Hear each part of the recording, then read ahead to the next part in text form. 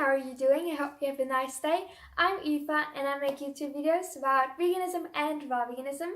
And today's topic is going to be how I became a raw vegan and basically my story. So I want to say before I became a raw vegan, I was actually vegetarian for 4.5 years.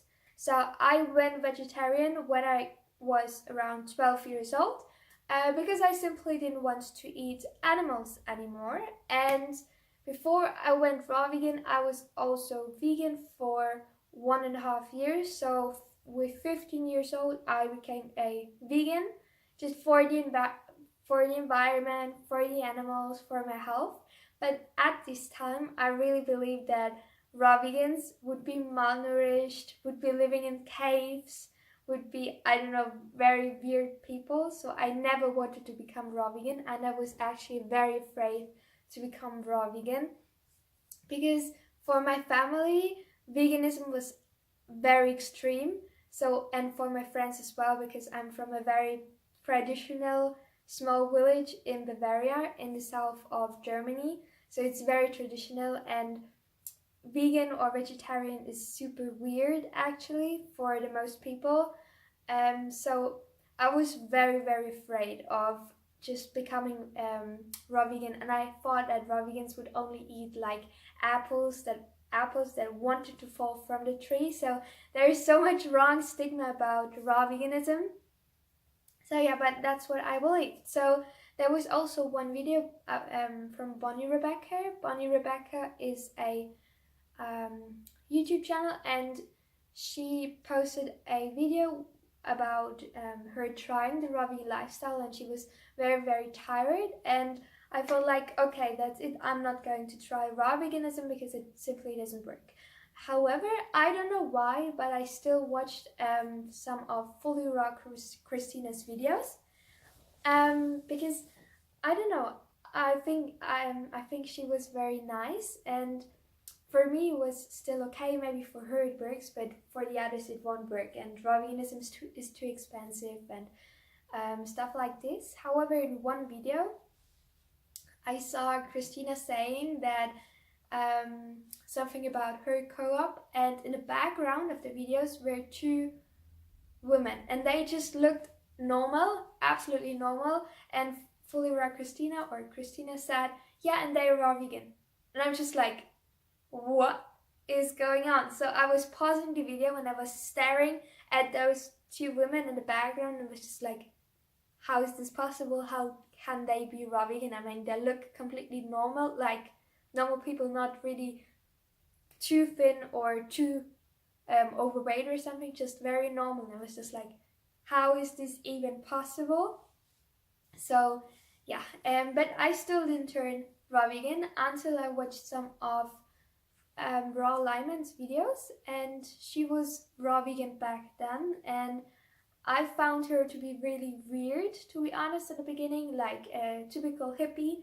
And however, something intrigued me, and I was just like, why not give it a try? And then I just gave it one try.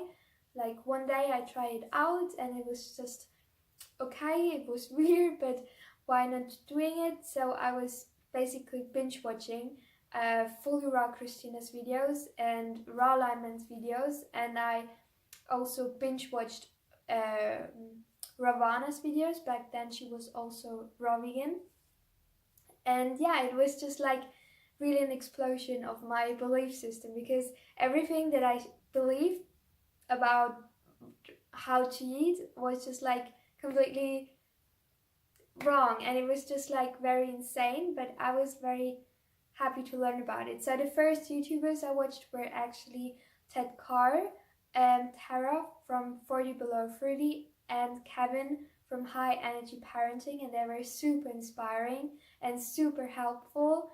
Yeah, and it was really interesting. And other amazing YouTubers I watched in the beginning were Michael Armstrong and Melissa from Raw Food Romance, and they slowly, very slowly, started to change my mindset. For example, that raw veganism would be too expensive, or that you need protein so much, or you need supplements, or you need nuts and seeds, or anything like this. So step by step, actually my opinion about the raw vegan diet changed. And yeah, it was really, really interesting. And I'm just like a person, I always want to try out new things. And for me, raw veganism was something that I could use for changing how I live. And this was super interesting. And I think 3 months of trying the raw vegan lifestyle, I ordered the book, The 8 to 10 Diet, and it's this book by Douglas Graham. And I don't advertise it, but for me, maybe you want to see, for me it was really an eye-opener because it made just simple sense in every way. Like, it was just like so obvious. Like, it was, maybe it sounds super extreme, but when you read this book, it's just like super obvious, and we're fruit eaters. Like, it's just, I don't know, super obvious. So the 80-10-10 diet is also quite low fat. So I was never really the high fat gourmet raw vegan because I simply had no time. I mean, I went to school and I stood up at 5 o'clock in the morning, went to school at 6:15, was the whole day in school, came home from school at 6 o'clock or 5 to 6 o'clock p.m. and then just very shortly ate something and then went to sport and then studied again for school and went to sleep. So I did not really had so much time for preparing food or using the dehydrator stuff. So for me, the raw vegan diet, which is very low fat and very easy and very simple, just was quite beneficial for me, which is this diet basically. So however, I know that I made some mistakes. For example, I ate far too many dates in the beginning, like really far too many dates, because I wanted to have this feeling of fullness, that you don't really get when you start a raw vegan diet where you focus on fruit. Exactly. However, another point is detox, because I didn't really knew about detox when I started my journey. However, I learned because I had detox, like, I would say 3 weeks in. Like, the first 3 weeks where I was completely raw, I felt like superwoman. I felt like, this is insane, I have so much energy, I can like run, and it was so insane. However, then detox started and I had like terrible migraines, like my head was exploding and it was so much pain, and also pimples and sneezing and stuff like this. But I was just like starting to believe in detox, because raw vegan diet makes so much common sense to me that if you want to feel alive, you have to eat food that is alive, so food that is not cooked. So yeah, I don't know, I'm really proud that I stick to it because it made so much sense. And another thing is cravings, because in the beginning I craved cooked foods like so much, and whoever says that cooked food is not addictive has never given up cooked food, because cooked food is super addictive. Like, your cells are made up from the things that you eat. So if you eat a lot of cooked foods in the past, that's what you crave. And so in the beginning, I craved like garbanzo beans or rice with beans or bread. Like, here in Bavaria, in Germany, our basis of food is basically bread. So when I was vegan, I ate a lot of bread as well. So in the morning you eat bread, and I don't know, in the evening you eat bread. So we eat a lot of bread. So not having this stable food or not having oats is really a huge transition. However, let me tell you that those cravings will go away. For me, it took a year until those cravings went away, but now I don't really crave cooked food anymore, like bread or pasta or anything. It does not really attract me. What I really crave is tropical fruit. Like, I'm dreaming of mango and papaya, and actually not the best situation, because I'm here in Germany and it's winter in the moment, so it's not so easy to get high quality tropical fruit.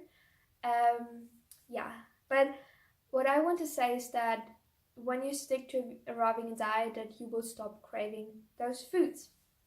Maybe the social aspects.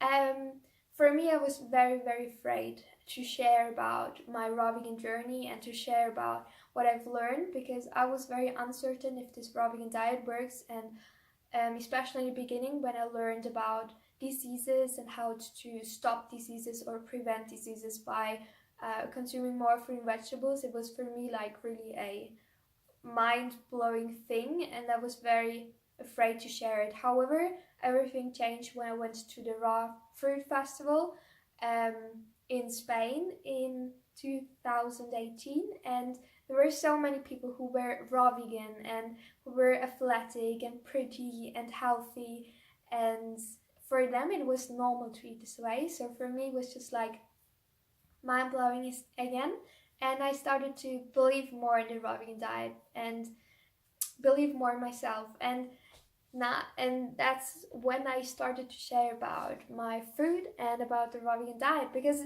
now looking back it's super funny, because raw vegan diet just makes simple sense. It's just, for me it's common sense, but still if you're the only one that you know in person who's doing it, though you know that it's super right, you're still not 100% sure about it. So really interesting how people are actually functioning in groups and peer pressure and stuff. So the next thing is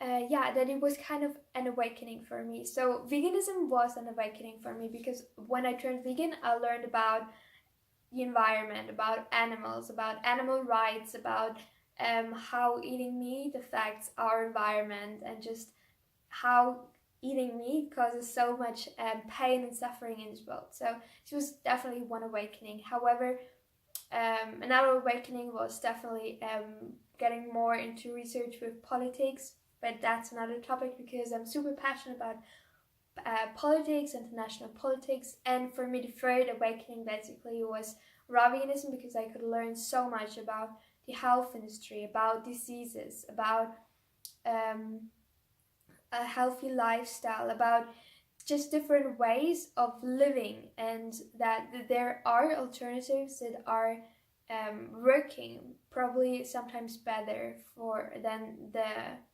usual ordinary stuff. So it was definitely one awakening for me. However, of course, there are always downsides. For example, when you awake, you can't really go back sleeping so easy. For example, when I go grocery shopping, and first of all, I buy a lot of fruit and vegetables. So in the beginning, I was very shy and very embarrassed when people comment on me buying those fruit and vegetables.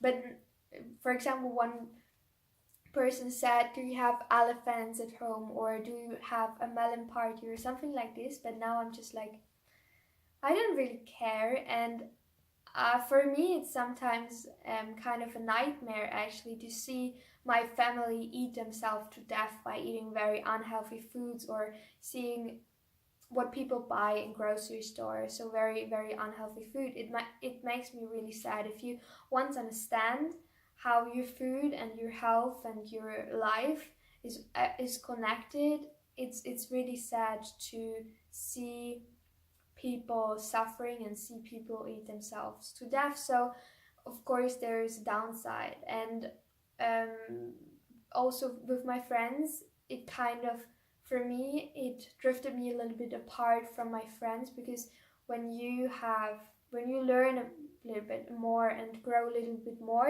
into another direction, it made it for me harder to stay connected with my friends from school, for example, because you simply have different opinions and different views on the world.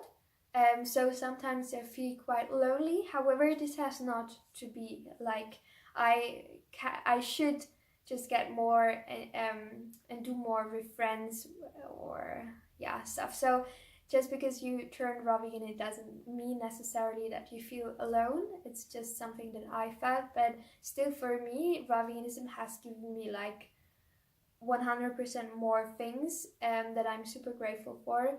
So raw veganism has also not only showed me about the importance of food, but it shows me about self-acceptance, about self-worth, about setting boundaries, about it. I think it improved the relationship with myself and with my family, with my friends in a way, and also my relationship to money, because I believe if you change one aspect of your life, like for me it was my nutrition, it will also just change different aspects of your life and improve different aspects of your life, because everything is connected in a way. So if you improve one thing, you're much more likely to improve another thing. So for me, raw veganism is amazing, but it's definitely a lifestyle. So it's not just like a diet that you do for 2 weeks and then it's over. So raw veganism is something that I'm trying for over 1.5 years, and I could learn so much from it. And it's a lifestyle basically. It's, for example, when I went to a party some weeks ago, I came home and I ate a watermelon or something like this. So it's weird, but I really love it. And now to the big question: am I fully raw vegan, like 100% raw vegan? No, I'm not. Like, I'm 95% raw vegan, because sometimes I eat cooked vegetables when I'm in university and I haven't prepared enough, or I don't want to be too weird, or I order salad and there's, I don't know, oil or nuts and seeds and stuff like this on it. So I'm not 100% raw vegan, but I really maybe want to go 100% raw vegan, because I think it's just the healthiest way of living and it just makes simple sense. So if you are interested in a raw vegan diet, I can really recommend to check out this book. Again, I'm not advertising, I simply think that it improved my life a lot. And yeah, and do I think that the raw vegan diet is healthy? And because some people might say it's far too extreme and it might be unhealthy for me to promote it. However, I really believe that a raw vegan diet is the healthiest way to go, and that's why I promote it. And for me, it's really just the healthiest diet, no matter what age you are or in what situation you are. Just eating more fruit and vegetables is like super beneficial. And if you don't want to go 100% raw, I can completely understand it, but maybe you just want to eat more fruit and vegetables, because it has improved my life so much, and I'm really sure that it will improve your life as well. So if you have any more questions about the vegan or raw vegan lifestyle, you can ask me and I will try to answer you, and I will give my best to answer you, and I wish you a very nice day. So goodbye and much love.